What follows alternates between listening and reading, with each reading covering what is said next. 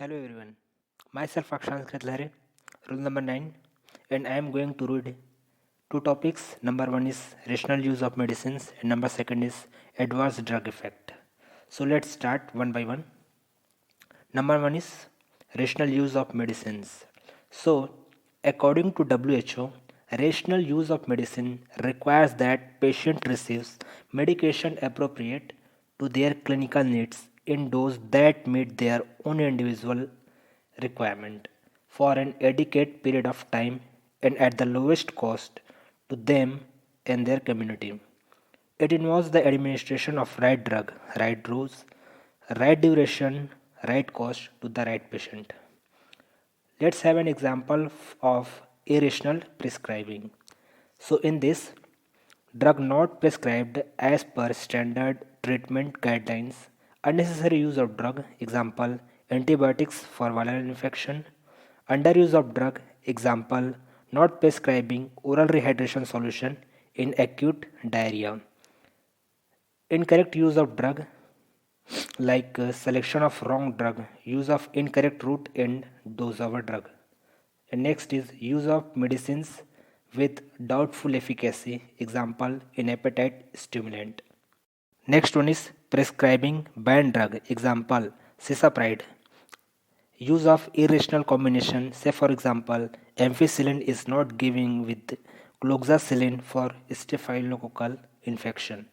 And the last one is prescribing expensive medicines unnecessarily when cheaper, equally effective drugs are available.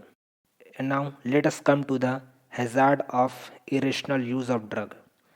Therapeutic failure may occur, increased incidence of adverse drug reaction may occur, emergence of drug resistance microorganism may increase, increase in cost of treatment, increase in financial burden to the society. The last one is increase in loss of patient faith in the doctor. Now the last is rational prescribing. So according to WHO, a diagnosis has to be made, the problem has to be defined, the therapeutic goal has to be achieved. Example, relief of symptom, cure, etc. has to be set. The right drug, appropriate route, dose, and duration of treatment has to be selected. Write a complete prescription. The last one is proper instruction and information about the drug should be given. So here we have completed rational use of medicine, and now I am going to read the second topic, which is adverse drug effect. So let's start by its introduction.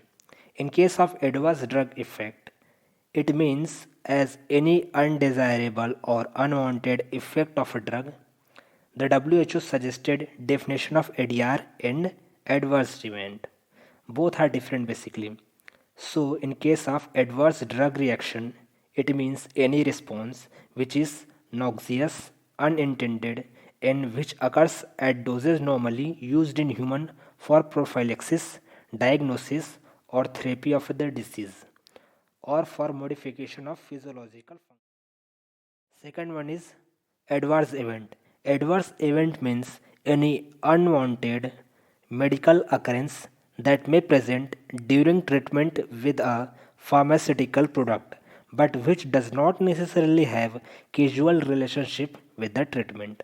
Now, the types of adverse drug reaction. Basically, it has got two types. Number one is type A, number second is type B. The type A, also known as augmented reaction and predictable reaction. In case of type B, also known as Bayes reaction or unpredictable reaction. So let us know it by one. In case of predictable reaction, these are basically predictable reaction to a drug which are related to its pharmacological action, as they include side effects, secondary effect, and toxic effects. In case of unpredictable reaction, these are non-dose related unpredictable reaction to a drug. These are not related to the pharmacological action of the drug. Allergic reaction and idiosyncrasy are the predictable reactions. In predictable reaction, the side effect, secondary effect, and toxic effect, all these three are included. So, in side effect, These are unwanted pharmacological effects of a drug that are seen with therapeutic dose. Say for an example, atropine used in the treatment of heart block also produces dryness of the mouth, as well as blurring of the vision, urinary retention, etc., which are the side effects. And second, in secondary effect, the primary action of the drug may result in the other effects. Say for an example, immunosuppression by corticosteroids can lead to the development of opportunistic infection. Example, oral candidiasis. Third one is the toxic effect. In this, these are the effect of the drug which are either due to overdose or chronic use of the drug. Example, bleeding due to chronic use or overdose of the anticoagulant, and nephrotoxicity with aminoglycoside, especially in the patient with renal failure. So secondly, we have got unpredictable reaction. It includes drug allergy.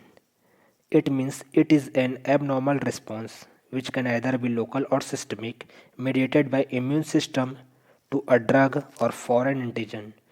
So, different types of hypersensitivity reaction are discussed below. Number one is those associated with humoral antibodies. It include type 1, type 2 and type 3. In second, those associated with cell mediated immunity. It comes type 4, also known as delayed hypersensitivity reaction. So let's start type 1 hypersensitivity reaction. It has another name, that is immediate type and anaphylactic reaction. So it is a rapidly occurring reaction, hence called as immediate hypersensitivity reaction. The manifestations are the itching, hay fever, asthma, or even anaphylactic shock. Itching rhinitis are treated with the antihistamines. So let's read its mechanism. The mechanism of type 1 hypersensitivity reaction. So first of all, what happened? The exposure to certain drug occurs, which are penicillin, aspirin, lignocins. So after this, the Ig antibodies production occurs, which are fixed to the mast cell. So after that, on exposure to the same drug, antigen antibody reaction occurs on the mast cell surface. After the reaction, the release of mediators occur, which are histamine, 5-HT, prostaglandin, leukotrienes, and P. Then we get hypotension, bronchospasm, angioedema, rhinitis, and anaphylactic shock. So the anaphylactic shock is a medical emergency and should be treated promptly with injection of adrenaline, that is 0.3 to 0.5 ml intramuscularly. Number second is injection of hydrocortisone, that is 100 to 200 mg intravenously. Number third is injection of pheniramine, that is 45 milligram intramuscularly, or we can use intravenously. Now the last one is maintain the patient airway, intravenous